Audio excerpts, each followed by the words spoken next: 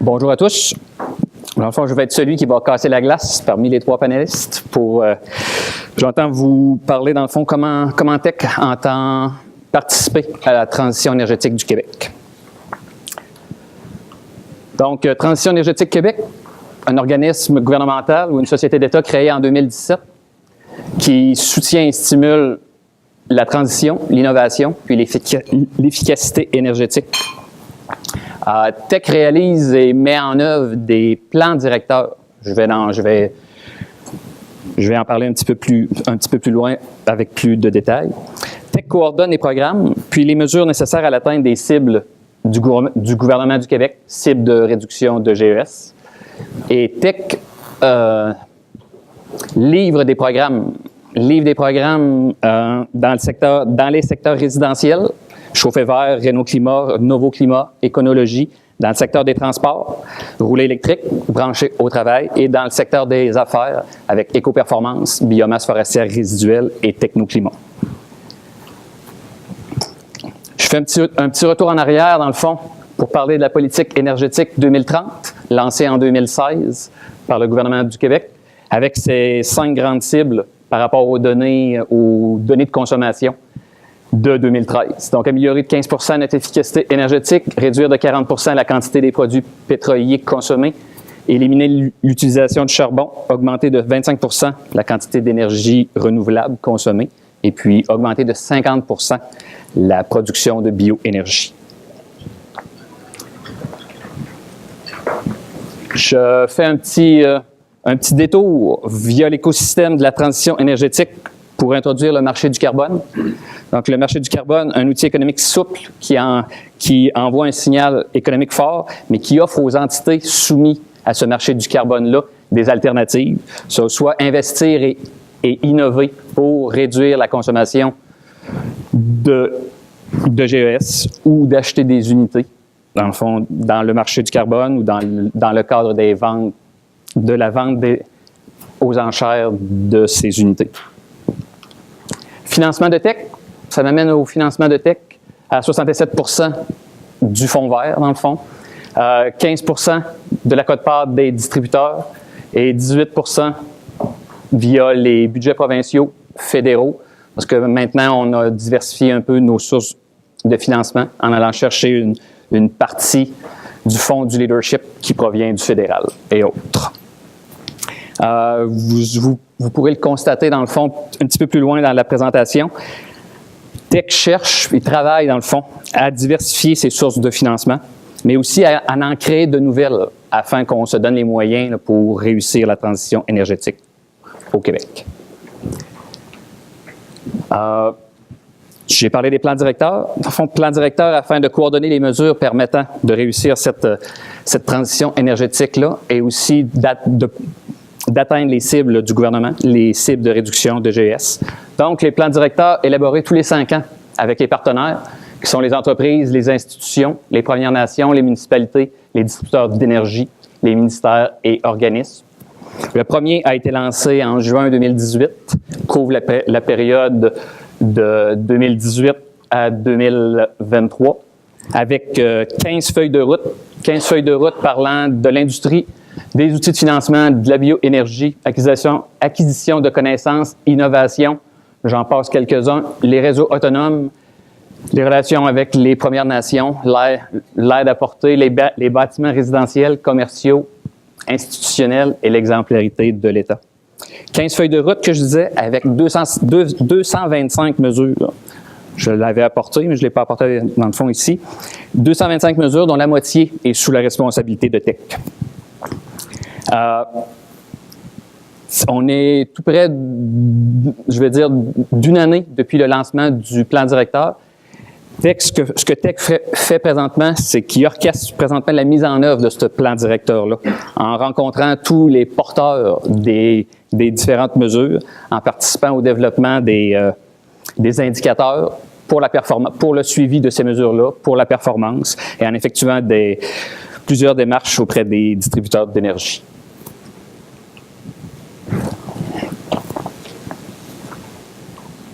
Je vais passer dans le fond aux mesures visant l'industrie. parce que ces mesures-là vont être déterminantes pour le bilan énergétique du Québec. Donc, la vision, c'est qu'en 2030, les entreprises industrielles québécoises maîtriseront les rouages de l'efficacité et de la productivité énergétique dans le respect de l'environnement. Leur approvisionnement en énergie laissera une plus grande place aux énergies renouvelables et aux bioénergies. Dans le fond, TEC est partie prenante de plusieurs comités interministériels qui visent le déploiement de mesures, d'un portefeuille de mesures, si je peux dire, visant l'industrie assujettie au marché du carbone. TEC visera autant l'innovation et l'utilisation des bioénergies que des mesures d'économie énergétique et de conversion énergétique. Quelques exemples ou quelques mesures, dans le fond, pour la grande industrie. TEC travaille présentement à mettre en place la mesure 39, qui vise à mise en œuvre de grands projets industriels d'économie d'énergie et de conversion énergétique. Des mesures, dans le fond, des mesures à grand déploiement, des mesures qui vont demander des investissements, de grands investissements, mais dont la réduction des GES ne permettra pas là, de financer en grande partie. Donc, des projets hors normes, comme des changements majeurs dans les procédés de production ou des changements majeurs dans le mix énergétique des industries. Il y aura quand même des réductions de GES, mais, comment je pourrais dire ça, pas assez pour que l'aide financière du gouvernement permette la réalisation de ces projets-là dans les périodes de rentabilité que les grandes industries cherchent. Donc, TEC viendra appuyer la gestion de l'énergie et l'analyse des données, la norme ISO 50001. Puis, TEC aidera à maximiser les gains en matière d'efficacité énergétique et l'utilisation des énergies renouvelables, comme j'ai parlé tantôt. Si je vais vers les bioénergies, il y a plusieurs filières à développer. On est vraiment au début des bioénergies. Les premières années du plan directeur vont servir à documenter et à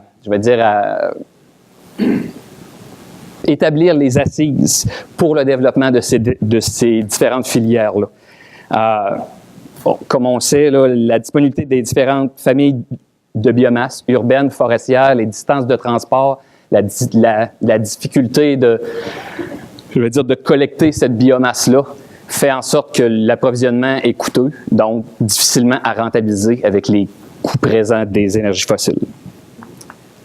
2 minutes, parfait, bien sûr. Au niveau des mesures, comme j'ai parlé, doter le Québec d'un plan de développement des bioénergies, poursuivre, adapter et améliorer les mesures de soutien pour stimuler les différentes filières en bioénergie, favoriser et augmenter la consommation des bioénergies.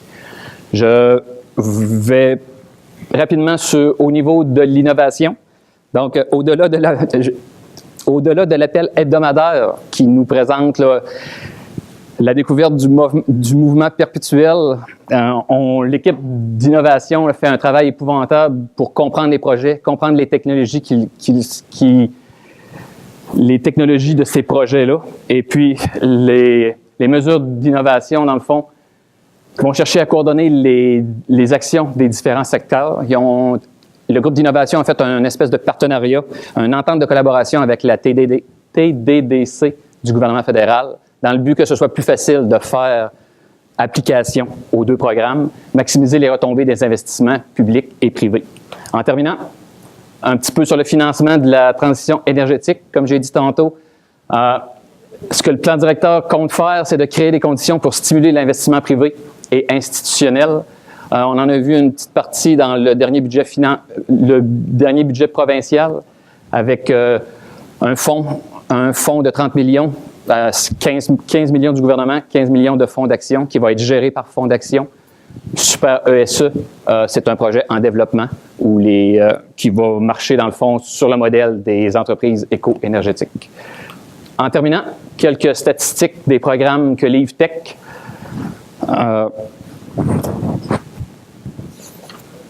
Dans le fond, Technoclimat, Écoperformance, Biomasse forestière, mais aussi Rouler vert, Chauffer vert, Réno Climat. Ce qu'il faut comprendre, c'est que le Fonds vert finance les projets de réduction des GES, puis que la quote-part des distributeurs vient financer l'efficacité énergétique de nos programmes. En terminant, PEX accapare 18% du budget du Fonds vert, mais livre 60 des réductions de GES à travers ces programmes. Merci beaucoup. Bonjour, merci de l'invitation. Évidemment, nous sommes, comme on l'a dit, un peu partout la chimie, mais je vais vous essayer de vous présenter un peu qui nous sommes. Alors, notre association, ça existe depuis 27 ans, 85 membres environ, dont plus que le 3/4 sont des manufacturiers de produits chimiques divers. Il y a vraiment une large gamme de produits que nous fabriquons. Et on a des membres réguliers, des membres affiliés. La seule différence entre ces membres, c'est qu'il y en a qui sont des fournisseurs du secteur de la chimie, donc, et les autres sont des manufacturiers.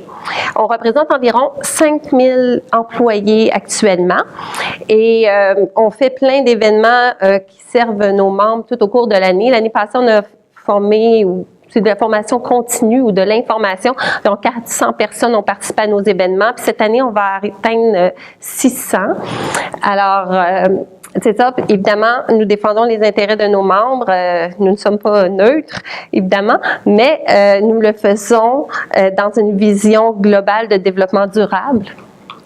Donc, notre mission est de soutenir le secteur de la chimie, mais ce qu'on veut, c'est une chimie qui innove, qui est compétitive, évidemment, qui est responsable et qui s'engage dans la transition énergétique du Québec, mais même mondiale.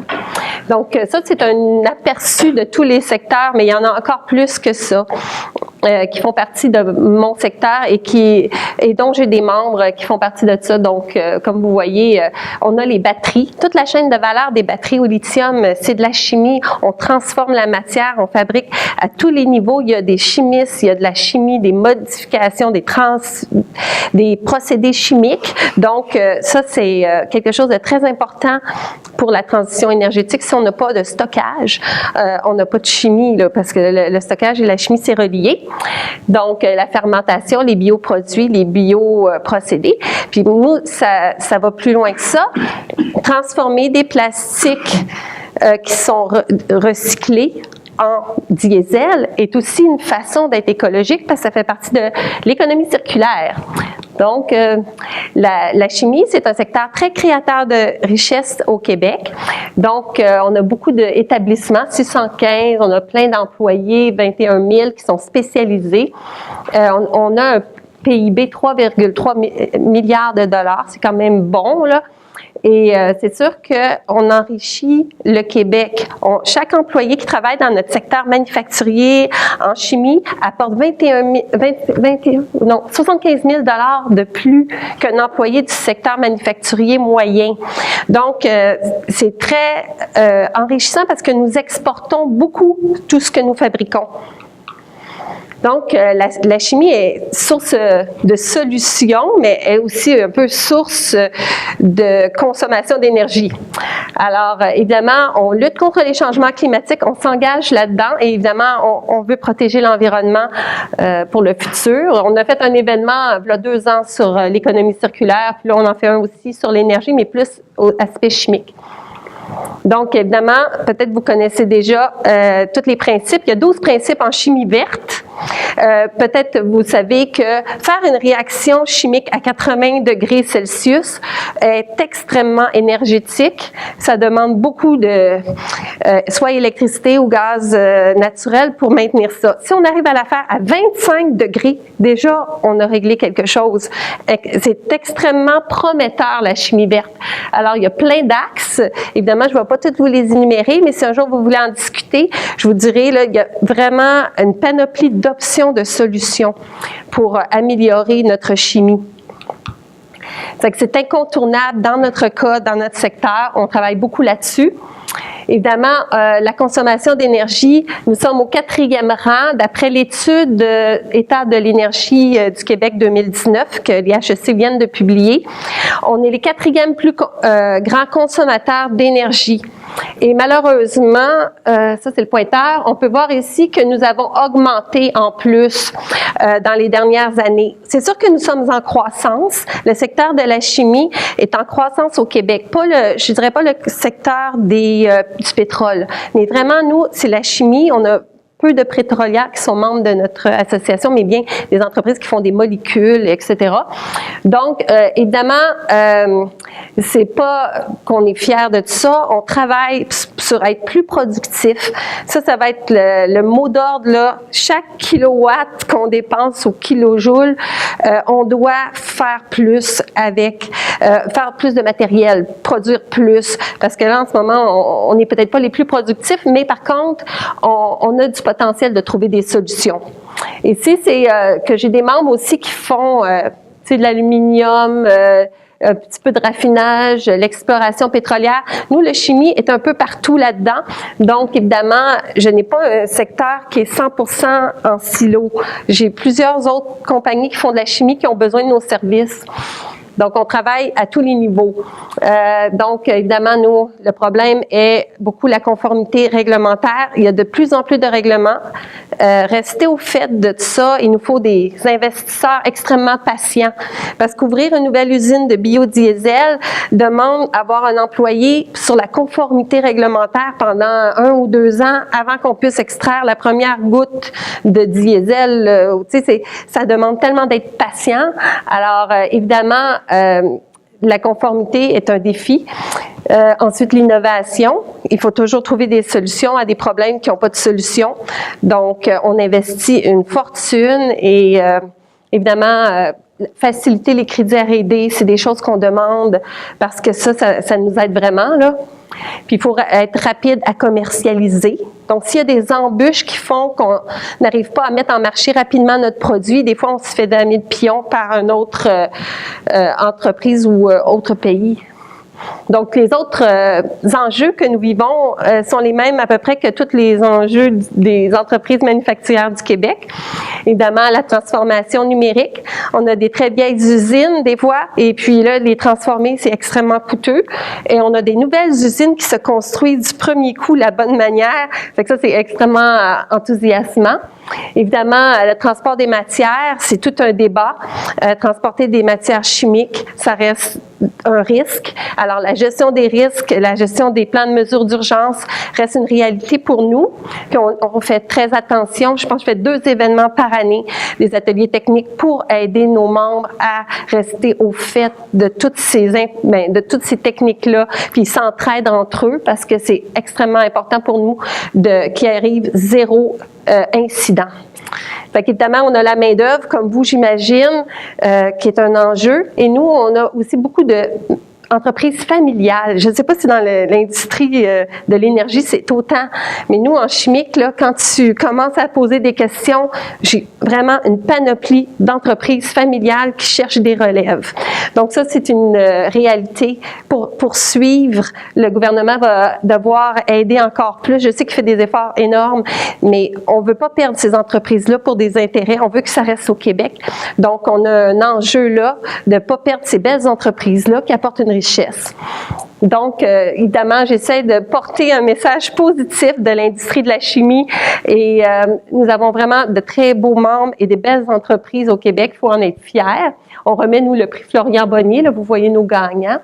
Puis, évidemment, on a un défi dans la transition énergétique. Nous savons que nous sommes part du problème parce que nous dégageons peut-être beaucoup de CO2 et aussi, nous avons une très grande consommation énergétique qui est en croissance. Par contre, nous sommes aussi part de la solution. La captation du CO2, chimie, etc., sont des sources d'avenir. Donc, on se balance dans les deux. Puis, s'il y a des gens qui ont des solutions pour les industries de la chimie, je vous invite à venir m'en parler. Merci. Toutes et tous qui êtes dans la salle, vous êtes toutes et tous, à votre façon, des partenaires de la forêt, de l'industrie forestière du Québec. Vous allez beaucoup m'entendre parler de forêt. Parce que si je traite bien la forêt, l'industrie forestière, elle va en avoir de grands bénéfices. Et tout au long du processus que moi j'ai entamé, je ne serai pas là 20 ans, là. Je suis arrivé à un âge respectable et je vais être là quelques années, je serai l'agent de transition. Et on est un outil extrêmement important au Québec pour la transition énergétique Quelques chiffres, évidemment, c'est normal qu'on parle un peu de qui on est. Puis l'année passée, je suis arrivé au début, plusieurs d'entre vous ont dû le voir, une campagne qui s'appelle « Une forêt de possibilités », avec 60 partenaires. Nous pensions la première année que nous devions parler qu'aux gens du monde urbain du Québec, principalement au plateau à Montréal. On s'était trompé, mais pas à peu près. Nos sondages en région nous ont montré que même les gens des régions les plus forestières du Québec ne connaissaient pas l'importance de la forêt et de l'industrie forestière dans leur région. Donc, moi, j'ai le devoir et le mandat de vous en parler un peu. Donc, c'est le secteur le plus industriel du Québec. On le prend pour acquis, hein? Les arbres poussent, c'est dans nos régions, c'est dans nos villages. Oh, les bûcherons, mais c'est tellement important pour le Québec et pour son avenir. C'est 19 milliards de chiffre d'affaires. De pâte, de papier, de carton, de tout ce que vous voulez. 19 milliards, le plus gros secteur industriel du Québec. C'est des exportations totales de 10,8 milliards de dollars. Puis le Québec, ben, l'industrie forestière, elle exporte tout. 95-97% aux États-Unis. Fait que de là, notre grande dépendance quand il vient le temps d'avoir... Quand il y a la grippe, là-bas, on tousse pas mal aussi. Un surplus commercial de 10,6 milliards de dollars, donc on gère bien nos choses, on gère bien nos exportations dans le respect du commerce international. 12% des revenus manufacturiers, 61 700 emplois chez vous. Vos amis, vos cousins, vos chums, vos blondes. C'est du monde partout au Québec. Et surtout, ce qui m'intéresse, 17,4% des exportations du Québec, les gens ne le réalisent pas, c'est le plus gros secteur d'exportation au Québec. Bien sûr, les produits traditionnels et la chaîne de valeur de la forêt, vous la connaissez bien. On dit chez nous présentement qu'on risque on manque de bois tout le temps dans les usines de sciage. Et pour être capable d'arriver à la fin, de vous fournir, vous, qui faites de la transformation de produits, il faut d'abord récolter la matière. Donc, notre défi commence de la souche à aller à l'usine. Oui, on va nous dire 60% de la pièce de bois, il n'y a pas grand arbre qui pousse carré ou en 2x4.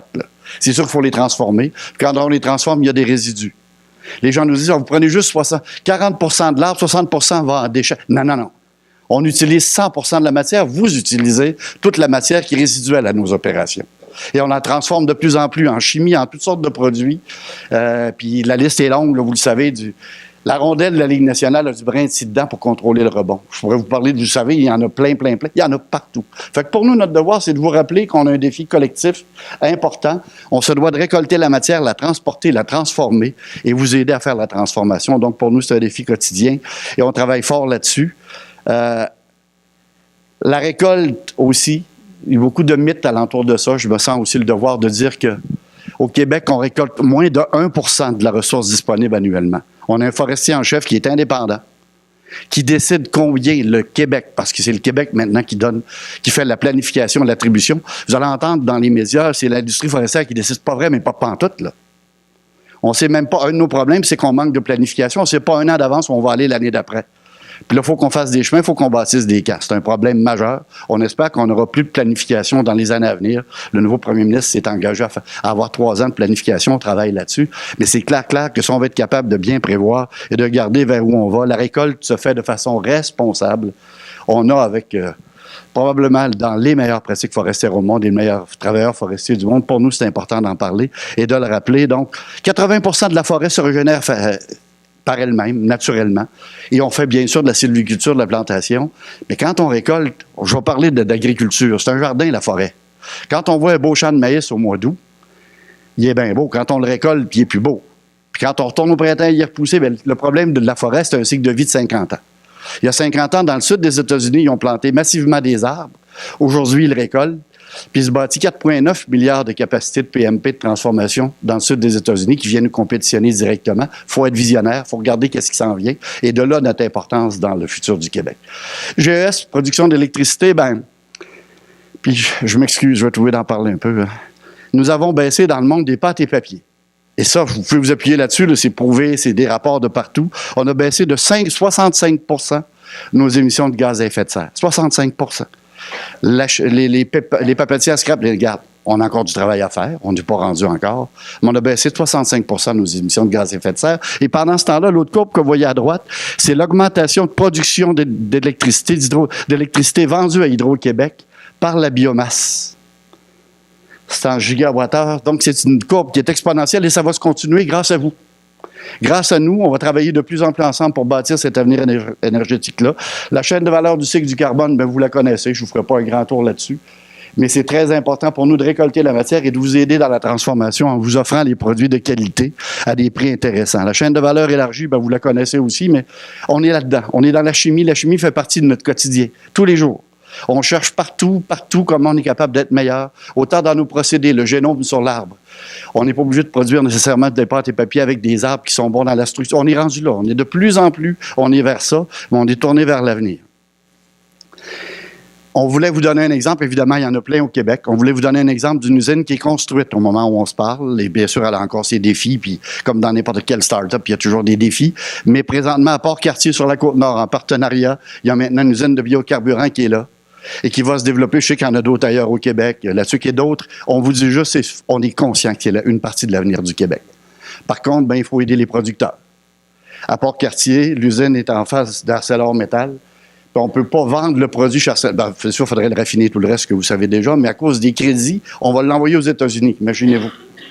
Donc, on invite le Québec à aider Jean-François et toute l'équipe à nous donner des règles, des règlements qui facilitent la production, pas juste la consommation. Pour nous, c'est extrêmement important d'aller vers ça.